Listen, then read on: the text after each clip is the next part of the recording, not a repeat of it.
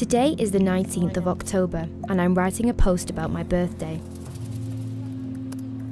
I thought it would be cool to set a challenge to collect 16,000 hryvnias in 2 days for a boy who suffers from cerebral palsy. He has HIV. He also has developmental issues. He is 15 from Kyiv. He had a blood transfusion. That's how he contracted HIV. So as well as dealing with cerebral palsy, he now has to deal with HIV. As psychologists say, when you help someone, you also help yourself. When you help someone, you probably nurture your self-esteem, that it's in your power to help someone. I want my friends, no matter how much they earn, to feel some level of social responsibility. It's a kind of closeness and it makes people trust each other more. This year, I'm not asking for surprises, but I hope to receive a gift for the soul, provided the soul exists, of course. I'm asking you to give this gift to me, the gift for Mark and his parents. Who is Mark? I wrote about him. 1 minute.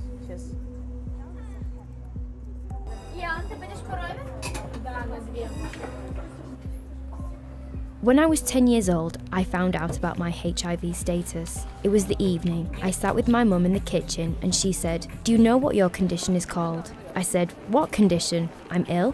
She said, "You have HIV." I didn't fully understand the concept of HIV back then, if it was any different from AIDS. I was certain that AIDS was fatal, that people with AIDS die. So I started crying. It was scary for me. I wasn't ready to die. Then my mum told me what HIV is, how it's different from AIDS, that people with it live, there is medication for it, and I would soon be taking the medication. When I found out about my HIV status, it was important for me to meet people like me, to feel like I'm not alone, to feel like there are others like me. I already understood that I wanted to take some action. I wanted to work on something. That was when I was 13. Teenagizer was officially registered on. Actually, that's an interesting fact. December the 1st is World AIDS Day. By a complete coincidence, it turned out like that. By then I was 18. The other guys weren't 18 yet, so I became the head of the team. It was a place where not only HIV-positive people, but ordinary people could gather, which actually showed that it's a normal condition, that people treat you normally. Apart from HIV, we also talked about our own personal development.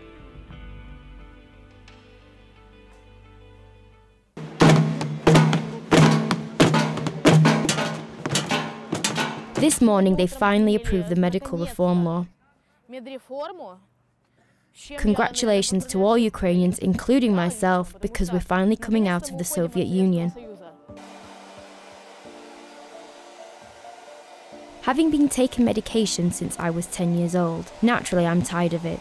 I remember in 2016 when I went to the United Nations General Assembly, I decided to carry out an experiment. I stopped taking my medication. I didn't tell anyone about it, of course. Every time my alarm went off, I knew that I had to take my medication and I was tormented by my conscience. As a result, my viral load increased, because at the time I was taking new medications as well as old ones. So it wasn't a good time to experiment like this. If I had a doctor to talk to openly about this, I don't think it would have happened. At that moment, I decided to choose life.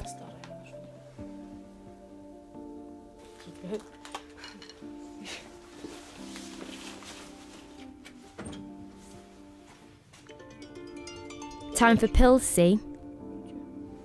But I'm not going to take them. Why should I? I'm just kidding. 3 tablets a day.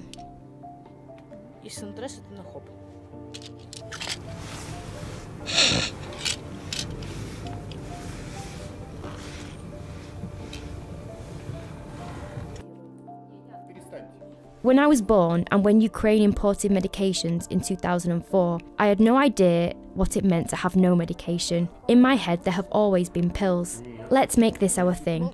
There was this video once where actors were asked, "How long do you think someone with HIV can live?"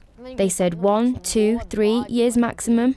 Actually, no, it can be 20 years. I'm living proof of that. In general, if you ask someone whether they would be willing to hang out with a HIV-positive person, they would say no, because they're not sufficiently informed on the matter. Happy birthday. What's this? Why so little? Guys, get on it, I'm begging you. Happy birthday to you.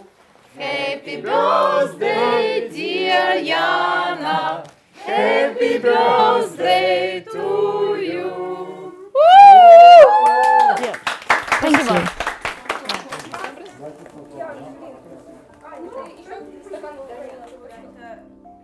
If I didn't have HIV, I probably wouldn't fully understand people with disabilities. I wouldn't have paid much attention to them. HIV has given me an understanding, and that's what we do in our movement, Teenagizer. We want people to become more or less aware of the issue. It sounds crazy, but I'm glad I have HIV. I wouldn't be who I am today.